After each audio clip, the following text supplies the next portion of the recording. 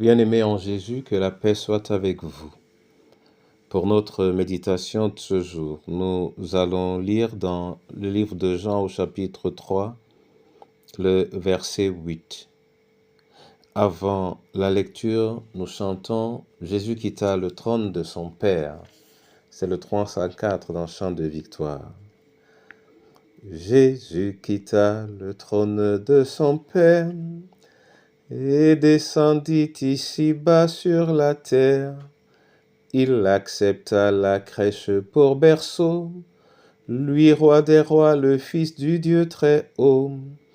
Oh oui, c'est vrai, je sais que c'est vrai. Il est écrit, cela suffit, que Jésus m'aime au bonheur suprême. La Bible me le dit. Ah oui, c'est vrai, Seigneur. Remplis-nous de ce que dit la Bible et accorde-nous la grâce de ton Esprit en Jésus, notre Sauveur. Amen. Jean, chapitre 3, verset 8.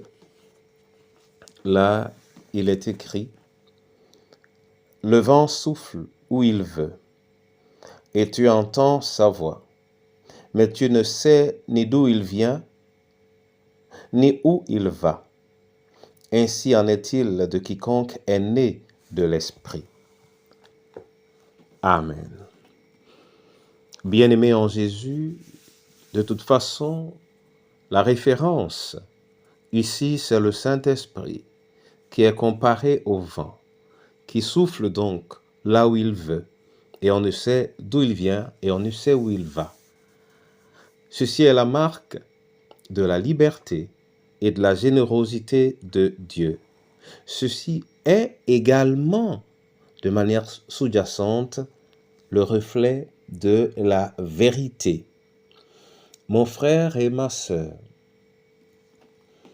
l'esprit est tellement libre et relève de la souveraineté de Dieu qu'il a été prophétisé longtemps avant par Joël qu'il arrivera que le Seigneur répande son esprit sur toute chair et les fils et les filles, les hommes âgés, les jeunes, les serviteurs et les servantes prophétiseront.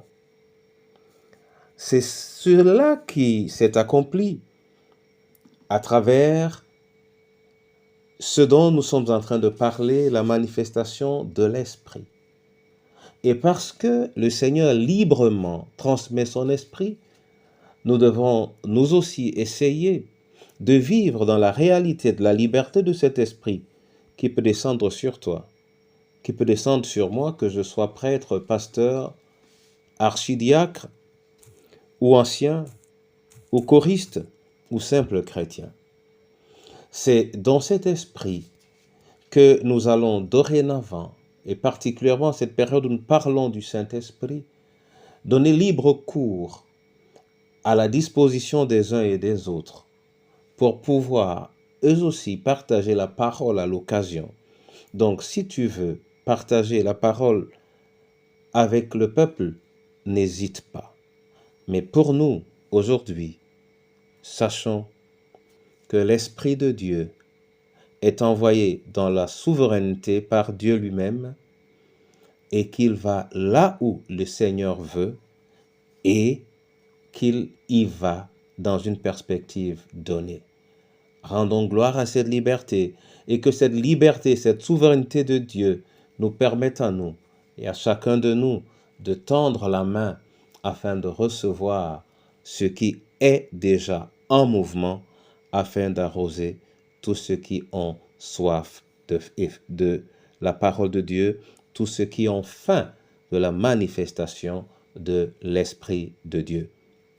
Demain et après-demain, un frère ou une sœur présentera le message et constituera toujours ce que l'Éternel veut pour toi et pour moi, au nom du Père, du Fils et du Saint-Esprit.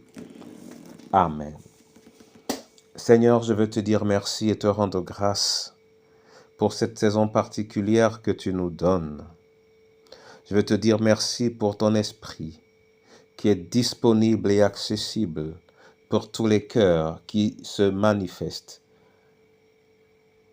Étends ta droite au-dessus de ton peuple et descends au milieu de tes enfants. Le prisonnier, le malade, le veuf, la veuve, l'orphelin, chacune de nos familles, les affligés, notre pays.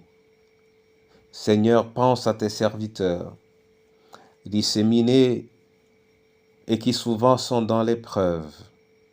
Oui, pense à celui qui est obligé d'entrer à l'hôpital aujourd'hui pour y subir une opération.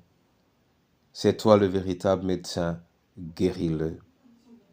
Éternel, pour ton Église, nous t'appelons. Pour ton Église, nous t'invoquons. Permets qu'elle puisse être un foyer de dispensation de tes grâces et que chacun de tes enfants ait la facilité, la possibilité de s'exprimer en ton nom selon que tu es descendu sur lui par ton esprit.